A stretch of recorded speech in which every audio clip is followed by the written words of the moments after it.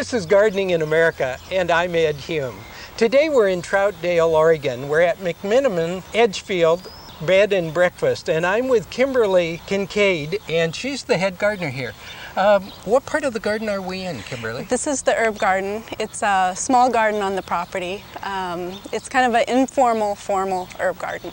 Now, do you use some of the leaves here and some of the herbs in the garden? Some of the culinary herbs we do use in the kitchen. A lot of the annual herbs, especially like the basil and parsley, stuff like that they'll use in the kitchen. Yeah. When were the different areas here started? This was the first garden that was established, and we put this in the fall of '91. Aha, it's a beautiful garden. And you have several other areas. Tell us a little bit about them. I noticed, for example, a pond on the other side. Yeah, we just installed a pond last summer. It's not completed yet, but that was the addition to the property last year. And then we put in a small pear orchard this year where they've just put in a distillery on the property, so hopes to distill brandy from the pears up there. Oh, yeah. Kimberly, I noticed down front that you have a vineyard. Mm-hmm. We have Pinot Gris grapes planted down in the front of the manor, and they do use small batches for select wines that they make on the property. You know, and I noticed inside of the manor as well that you've got some gorgeous murals. Yeah, they had several artists, 13 artists collaborate on the paintings throughout the manor. Yeah, it's beautiful. Tell us a little bit about them. They're used different sizes and used in different areas too. Yeah, there's one very large mural that's in the ballroom. There's several panels that have painted that depict the history of the Poor Farm, Edgefield, sure, and also the gorge, the area that we're in here in Troutdale. You know, that's a very important factor because this is really a base, isn't it, for anyone that wants to go through the Yes. Columbia River Gorge. Mm-hmm. And I find also on the grounds here that you've not only got a winery, how many different buildings do you have? There's a winery, a brewery. There's several small bars on property. There's the main lodge, which is bed and breakfast, and then also the administrator's house, which is also a bed and breakfast. There's a glass blower on property and a potter on property. And in the summertime, restaurants are open, and they serve food outside, and there's 2 other restaurants on the property too. What an interesting place to visit, Edgefield in Troutdale. Thanks very much, Kimberly. Thank you.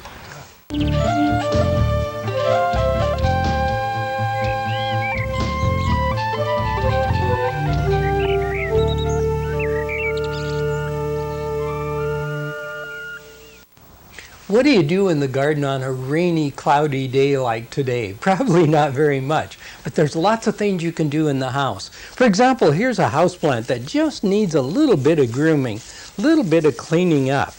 And it's on a frame, so it can even be tacked up into these areas a little bit nicer. But let's get rid of any of this old foliage and just, improve the appearance of the plant a little bit. It just takes a minute to groom a lot of plants in the home, and a minute on each one will make all the difference in the world in the appearance of the plant. I'm kind of working on the back side here so you can see, so it's a little bit difficult for me to see all the leaves that are in there. But that gives you an idea. Already I've gotten all that off of the plant, and we get it all cleaned up. It's really going to look nice. And then the next thing we would do is to take a little bit of water with a liquid fertilizer in it and water this plant really good. And I'll water it right, whoops, I'm missing it, I guess. We get it right down, right into the container like so. And that should make all the difference in the world in the appearance of the plant. Let's also take a minute and look at a few of the other plants. For example, here's a very attractive plant, but when we take it out of the pot, look what we've got. We've got a tangle of roots, which indicates that it needs repotting. So what I'm going to do in this case is to just repot it into one size larger pot. And it's a very simple process. Put in a little bit of potting soil here. You notice I've loosened the roots here, so they're no longer tangled, and set that right at about the same depth as it previously was. And then we'll put some potting soil around the sides of it like this. But see, now, doesn't that make a lot of difference? This is actually a plant that fits that pot much better height-wise, and looks a heck of a lot better, doesn't it, than when it was in this little pot. So that really helps. Here's a beautiful Christmas cactus too now that's through flowering. And this is the time, just as we go into late winter and early spring before the growth starts on these plants, to take out a minute and groom them and also repot them if they need it. Look at that. Boy, does that need repotting. So I'll just loosen it. That's actually 3 plants in one when you really look at it. There's a plant over here, a plant here, and a plant there. So I'll just take a size larger pot again and use a good all-purpose potting soil and set it right down in there, and then put some potting soil around. And remember, this is not a desert type cactus. This is a tropical cactus. So we use regular potting soil when we repot them. But see, look at that, even looks a lot better in that size pot, doesn't it, than in the other. So if it's a rainy, cloudy day, hey, just spend a little time indoors.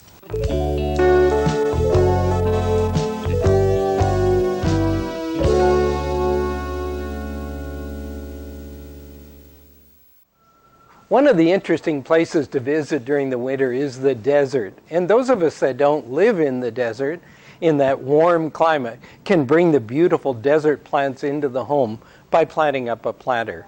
And here's one of the interesting plants, and you can see a lot of the desert plants do flower. This is a mammillaria, and look at the gorgeous flowers on that.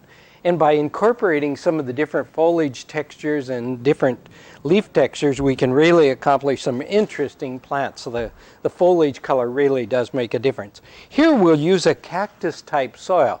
And this has in it pumice. It also has a certain amount of silica sand in it, has a little bit of perlite, and some sterilized garden soil as well. Now, in this one here is a calancho, and I'm not going to give you the names of all of these because there are so many different ones, and you may find plants that are more interest to you than the ones that I'm showing you today.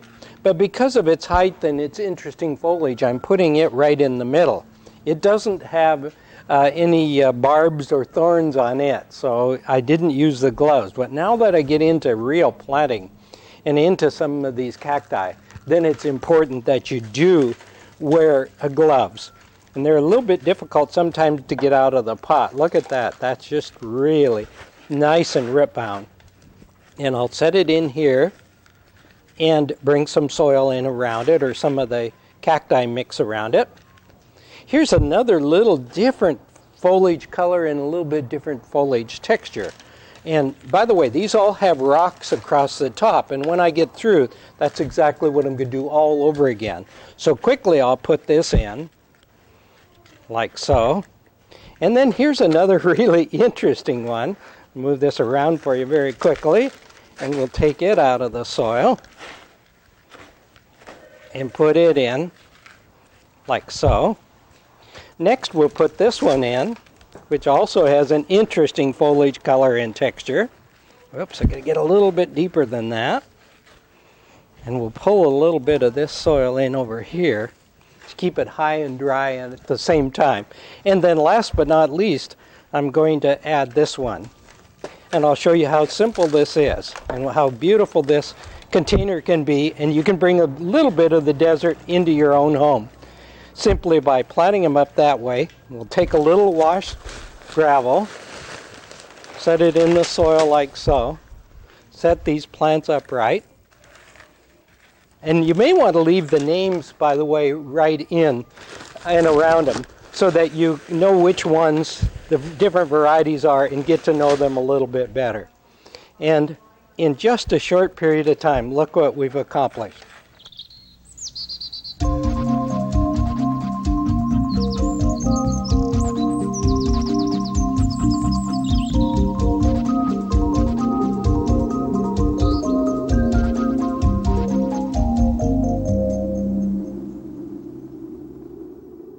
One of my favorite bulbs to plant into the garden are the lilies.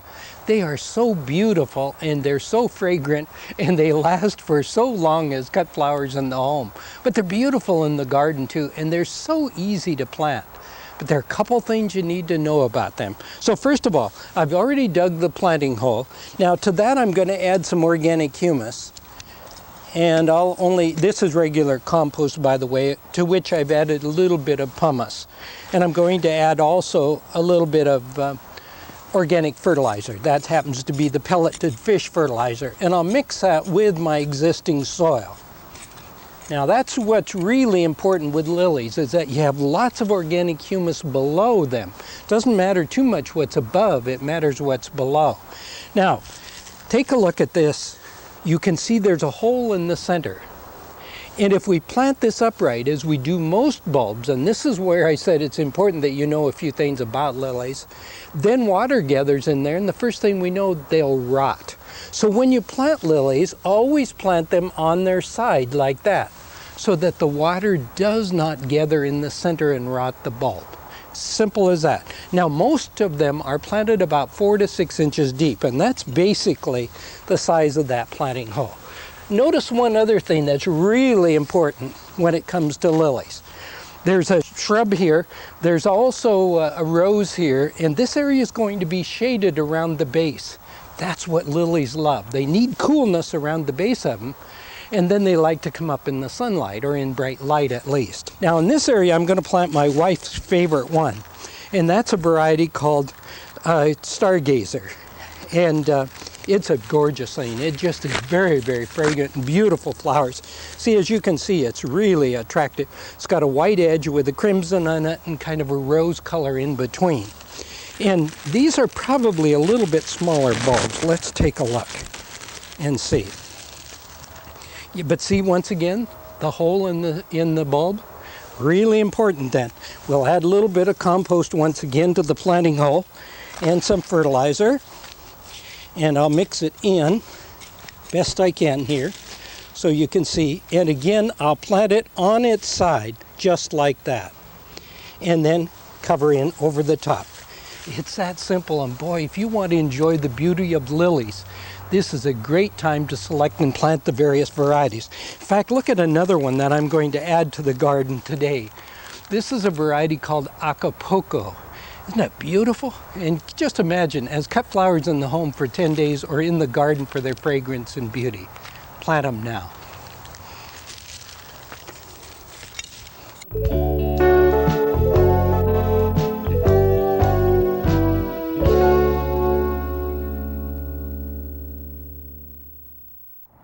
Heathers are great plants to include in the garden because there's varieties that flower at all times of the year. But at this time of the year, they do need a little bit of attention. You'll notice, for example, this winter flowering Mediterranean alba heather has got leaves in it. And I think it's a good idea to get the leaves out because that tends to smother the plant a bit. So just take out a minute. I love to leave the leaves on the soil because as they decompose, that's recycling organic matter into the soil. Now this one back here, as you notice, has flowered last year, and it's time to go in and prune it, remove last year's flowers. And you can do that with a pruning shear, simply like this, and it only takes a few minutes to do it. Or you can take a scissors, or you can actually take a head shears like this and go in and prune back. Very easily done, and if you use a head shears like that, it's a matter of seconds until the actual plant has been pruned completely. Now, what do you do when you prune back a heather? Is what you've done, wherever I've cut these branches like this, several growths will come, probably 2, 3, or more. So all of a sudden, this plant's going to get much, much bushier. So that means more flowers next summer. And you want to do that. I don't like to do it in the fall, and I'll tell you why. Every one of these little branches that you've cut, if it gets a little bit of moisture during the fall season, then we get a frost, that will die back a little bit. So this is the time of the year to do it. It's a very simple process, only takes a few minutes, and then you can pick up, if you want to, in fact, you could even make cuttings and start new plants from what you've cut off of the plants. Also very important, you'll notice here the grass. Well, let's do this. Wherever you have heather, don't let grass take hold, because once it gets into the plants, it's difficult to get out. Likewise, we'll take a minute and take the weeds out too. This is also a great time of the year to select and plant heathers. And you can get them in all different sizes. There's a great big huge one in a 5-gallon container. Here's one in a 1-gallon container. And you can even get them down into 4-inch pot size. So select them when they're in bloom. That's really the time to choose them. And also at this time of the year, this is a good time to fertilize them. And is what you do is you spread the fertilizer at the drip line of the plant. Now, a word of caution, don't feed them unless they need feeding. I've got heather here in the garden that have been here for years that have never been fertilized. But if you'll give the heather that care they need at this time of the year, they'll reward you with many more flowers next year.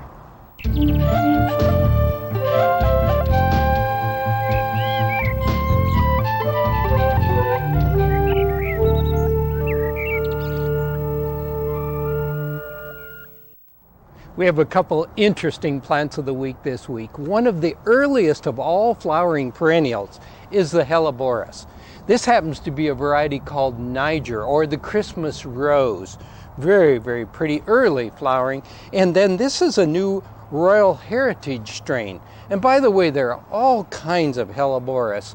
They do best when they're grown in partial sun and shade, or even quite full shade. So that makes them a really nice plant for those areas, on the north side of the house or under trees, somewhere where you need color and early color. Really nice plant to use by the entry area, in fact, for that very purpose. Now, there are single and semi-double and double flowering varieties, and they come in a wide range of colors and color combinations. So the Helleborus, a really nice plant to use. Our second group of plants are these, the early flowering varieties of rhododendrons. This is a variety, as you can see, the color is already coming on the plant. It's called Surrey Heath. Sounds more like a heather, doesn't it? But it is a rhododendron, early flowering variety. Look at the foliage, very important, because you look at the foliage all 12 months of the year. This one, the buds are swelling, but it's not quite in bloom yet. I've seen them in some gardens in bloom. And this is a variety called Christmas Cheer, a nice pink variety. And then we talked about this one earlier. And this is a variety that is called Impeditum. It's a purple flowering variety, very low as you can see, but very prolific flowering. Now, also, while we're talking about plants of the week, these are not included in this week, but look at here, the winter Daphne. Daphne odora, great fragrance. And remember earlier on a program, and by the way, that likes partial sun and shade, we talked about this one, the Hamamelis mollis. And now that it's in full bloom, I want you to see it too. But these plants are available at your local nursery or garden centers.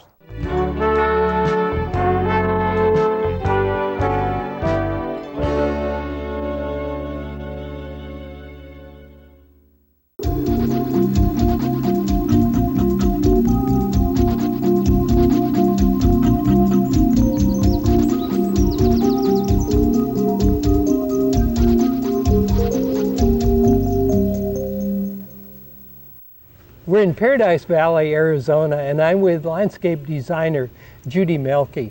Judy, in this landscape, this seems like more of an oasis back here. It certainly is, which is a refreshing change from the hot summers that we experience here. The sound of water has a cooling effect. The green grass visually looks cool and nice and refreshing.